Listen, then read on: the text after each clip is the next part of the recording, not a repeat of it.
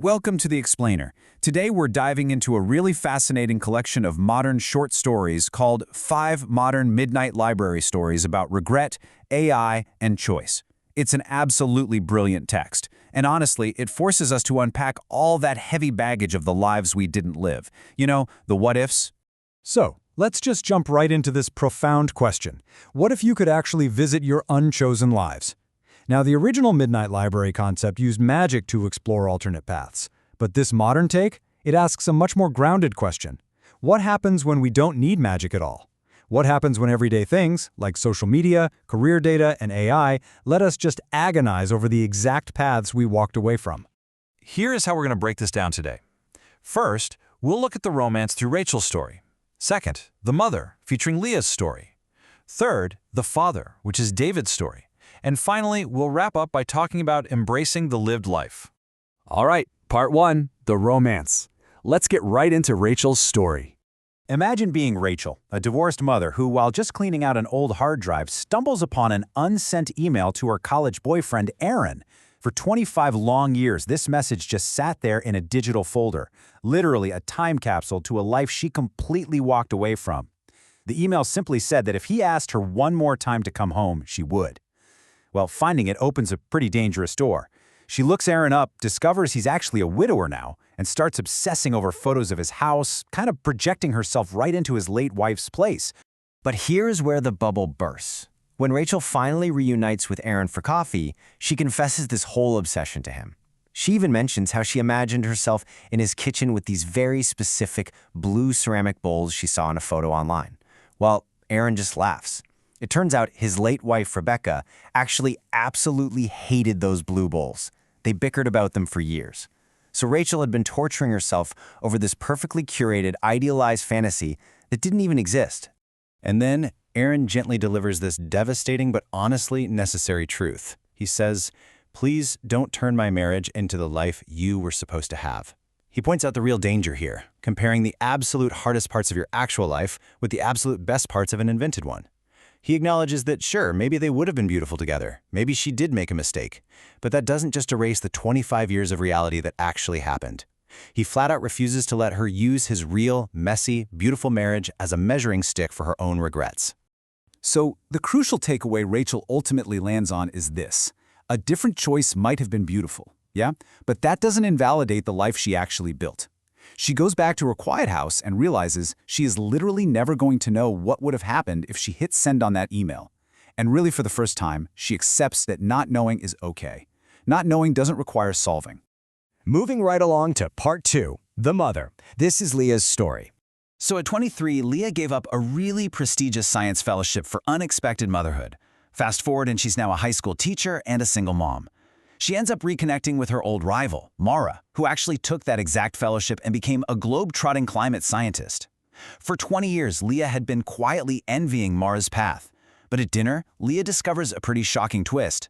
Mara has been secretly stalking Leah's social media for years, envying Leah's connection with her son and wondering if her own fierce independence was really just a cover for being lonely.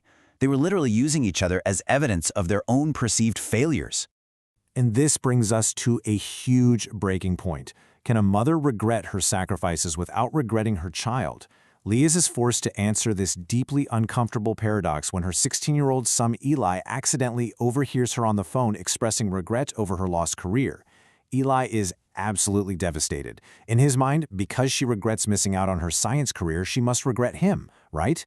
He asks her point blank, "How can you regret the things you lost because of me without regretting me?" Leah's breakthrough here is incredibly powerful. She explains to Eli that she can mourn the opportunities she lost without wishing for a reality where he doesn't exist. She refuses to give him the easy, cliché lie, I wouldn't change a single thing. Instead, she teaches him a super mature lesson about holding on to two conflicting truths at the same time. She tells him love doesn't rewrite history. She lost sleep, freedom, a whole career plan, but she also got him. Those things are connected for sure, but they aren't the same. She wouldn't erase him to get the career back, but she's absolutely still allowed to grieve that lost career. It's just a stunning moment of honesty. Okay, part 3, the father. Let's look at David's story. David is this fiercely protective father who is desperate to stop his daughter, Sophie, from dropping out of grad school for a super risky startup. Now, driven by a terrible financial mistake that almost destroyed his own family years ago, David actually uses an advanced AI career model to generate these cold, calculated predictions about her startup. It predicts substantially higher financial volatility, a high probability of failure, and the total loss of her graduate scholarship. When Sophie ignores the data, because of course she does, David crosses a line. He secretly sabotages her funding by planting seeds of doubt with a major investor. And guess what? The startup does collapse, exactly as the AI predicted. Sophie goes into debt, the team completely falls apart. But through that messy, painful failure, she discovers incredible resilience. She learns that she genuinely loves building things from scratch, and she realizes that failing isn't proof she was foolish for trying in the first place. This is the kicker. Absolutely none of this massive, unquantifiable internal growth was modeled in David's spreadsheet. This leads David to a really profound realization. He finally understands that while data and wisdom are meant to warn us of the cliff, they do not give us the right to take over the driver's seat.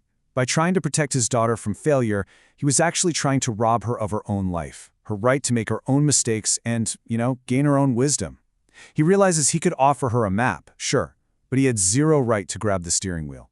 Finally, Part 4, Embracing the Lived Life and the Real Cost of What If. Looking back at Rachel, Leah, and David, we see three people completely haunted by the unlived life. But their stories brilliantly demonstrate that holding on to what might have been should never, ever cost you the life you have right now. Rachel learned you can't compare reality to a flawless fantasy. Leah showed us you can mourn a lost path while deeply loving the one you're currently walking. And David learned the hard way that protective data can never replace the human necessity to fail. Now, as promised, we've focused our explainer today exclusively on those first 3 narratives, but there are 5 stories in total. To read the rest of the story, including fascinating explorations into AI life simulators and algorithmic regret scores, you definitely need to visit https:/imaginarytalks.com/5 modern midnight library stories about regret, AI, and choice. It is incredibly thought-provoking, so go check it out. So I'll leave you with this. Are you using your unlived lives as a guide or as a prison? Take a second to really reflect on your own choices. Ask yourself if the ghosts of your past are actually helping you grow, or if they're just holding you back. Are you letting a fantasy of what could have been steal the joy from what actually is? Thank you so much for joining me for this explainer. Keep learning, keep questioning, and honestly, embrace the messy, beautiful life you are actively living today.